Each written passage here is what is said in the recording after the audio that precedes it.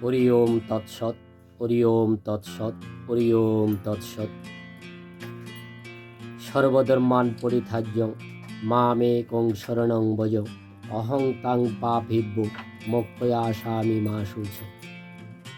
ধর্মপ্রাণ দাদা ও মায়েরা, সকলের প্রতি রইল আমার সহস্র সহস্র প্রণাম, শ্রদ্ধা ও ভালোবাসা। আমি শ্রী শ্রী মঠ স্বামী জ্যোতিষচন্দ্রগিরি মহারাজের সংক্ষিপ্ত কিছু আলাপ আলোচনা করার জন্য আপনাদের সামনে সন্নিবেশিত হয়েছি। আপনারা আমার ইউটিউব চ্যানেল বিশ্বাস তরুণ গীতবাণী সাবস্ক্রাইব, লাইক, কমেন্ট, শেয়ার করে আমাকে উৎসাহিত করবেন, আমি যেন আগামী দিন এই ব্যাপারে আলাপ আলোচনা করতে পারি। আধ্যাত্ম সাধনায় 20 শতাব্দীর শ্রেষ্ঠ মহাপুরুষ শ্রী শ্রীমৎ স্বামী জ্যোতিষচন্দ্রগিরি মহারাজের সংক্ষিপ্ত জীবনী। অলখের বিভা তুমি, অপূর্ব অলোক মূর্তি জ্যোতিশ্বর, আত্মার অমিত জ্যোতি ফলিত তোমার অনিবার। সন্তানের অন্তরের তমস্যা থারিয়ে আলোর ভুবন খরদান, আত্মজন্ম দান করে হে পিতা, মানুষেই তুমি করেছ অম্লান। অখণ্ড ভারতের বর্তমান বাংলাদেশের চট্টগ্রাম জেলার মিরেশ্বরাই উপজেলার রাজাপুর গ্রামে 1315 বঙ্গাব্দে 5 অগ্রহায়ণের সাধনানিষ্ঠ দানশীল ভগবত পরিবারে এক পুণ্যতিথিতে শ্রীমৎ স্বামী জ্যোতিষচন্দ্রগিরি মহারাজ জন্মগ্রহণ করেন। পিতা শরৎচন্দ্র শর্মা ছিলেন সজ্জন, বিদ্যানুরাগী ও আদর্শনিষ্ঠ, আর মাতা সত্যবতী ছিলেন সত্যের প্রতিভূ। 5 ভাই বোনের মধ্যে শ্রী শ্রী বাবামণি হলেন তৃতীয়। তখন তার পিতৃগৃহে নামকরণ করা হয় যতীন্দ্র মোহন শর্মা এবং টিকুজির নাম ছিল মধুসূদন।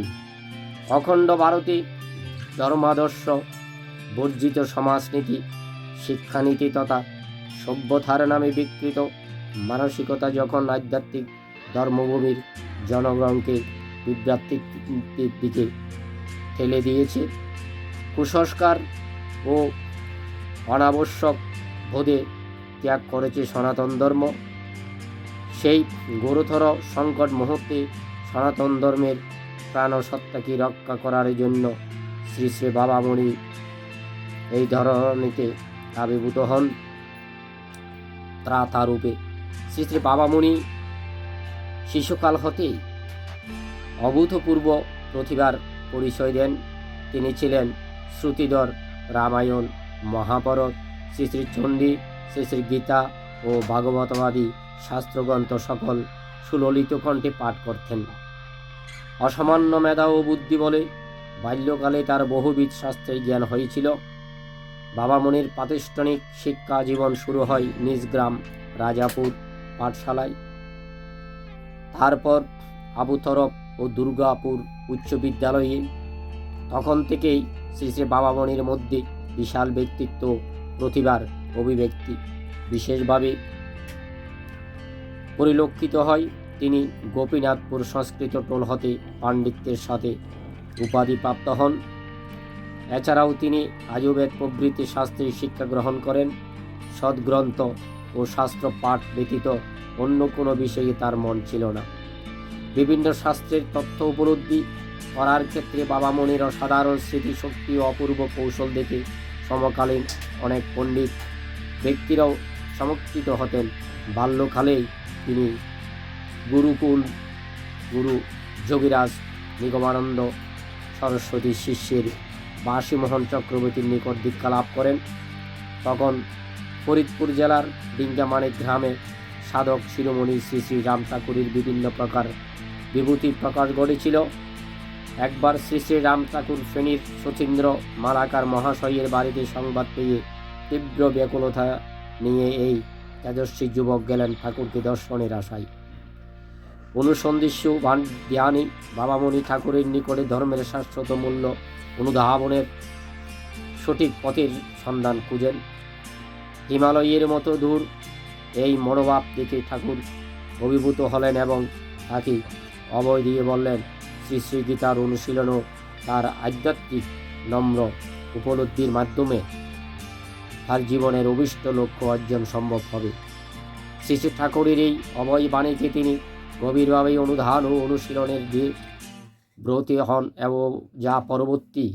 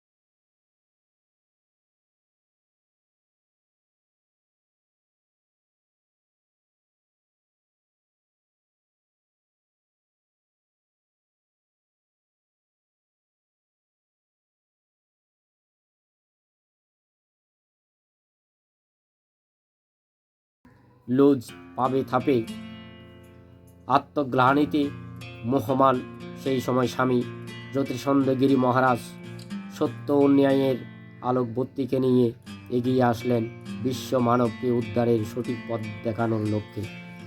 প্রাচীন ঋষির কণ্ঠ থেকে একদা অনুরণিত আহ্বান তার কণ্ঠে স্পষ্টতর রূপে আত্মপ্রকাশ করল। প্রাণবস্তু বিশ্বে অমৃতার পুত্র আয় হে দামানি দিব্যান্নি শ্রুত যদোহমেতং পুরুষং মতান্ত মাদিত্য বর্ণং তমস্য পরার্থা তমন্তে বিদিচ্ছতি মিত্রতে মেথি নানান পন্থা বিদত্তে হয় নাই। হে বিশ্ব মানব শ্রবণ কর, তোমরা অমৃতের পুত্র এবং দিব্যদামের অধিবাসী। আমি অন্ধকারের পরপারে যেন মহান পুরুষকে প্রত্যক্ষ করেছি, যিনি সূর্যের ন্যায় স্বয়ং প্রভ, স্বয়ং জ্যোতি।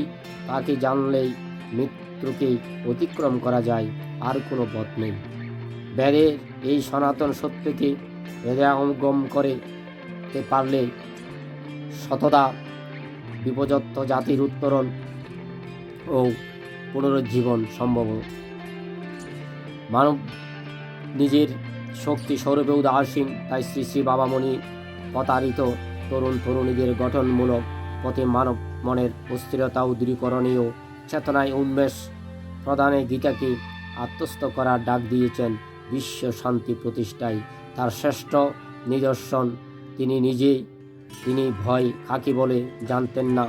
তার কথা এগিয়ে চলা, দুর্জয় সাহস নিয়ে নিজ লক্ষ্যে না পৌঁছেন পর্যন্ত সমস্ত থেমো না। সত্য কখনো ব্রহ্মচার্যবিহীন অসংযমীয় হৃদয়ে স্থায়ী হতে পারে না। ব্রহ্মচর্যের বিজয়ী জীবনের যোগ। তার সমস্ত কথাই রয়েছে জীবন গঠনের মূল মন্ত্র। তিনি নিজের জীবন দিয়ে দেখিয়েছেন সুকঠোর দৃষ্টান্ত। বলেছেন, কাজ করো দুর্জয় সাহস নিয়ে আর বিদ্বেষ বর্জিত মন নিয়ে। তোমার উৎস হোক ভগবান। জীবনকে ধ্যানমগ্ন করো, কর্মকে যোগাশ্রিত করো, সহজ সরল স্বভাব সুলভ হও, সকলেই প্রতি প্রীতিপূর্ণ দৃষ্টি নিক্ষেপ করো। বাবামণির এই দিক চেতনা আলোচনা আমরা কতটুকু পালন করতে পারবো বা করেছি তার কোনো অর্থ নেই। সেই সমাধির কথাই বলা যাক। 17ই মার্চ প্রথমে চট্টগ্রামের রয়্যাল হাসপাতালে তিনি চিকিৎসাধীন থাকেন, কিন্তু স্বাস্থ্যের অবনতির কারণে 21শে মার্চ তাকে বারাসাত মঠ নিয়ে আসা হয়। 29শে মার্চ চিকিৎসকের পরামর্শে পুনরায় কলকাতার কোঠারি হাসপাতালে ভর্তি করানো হয়।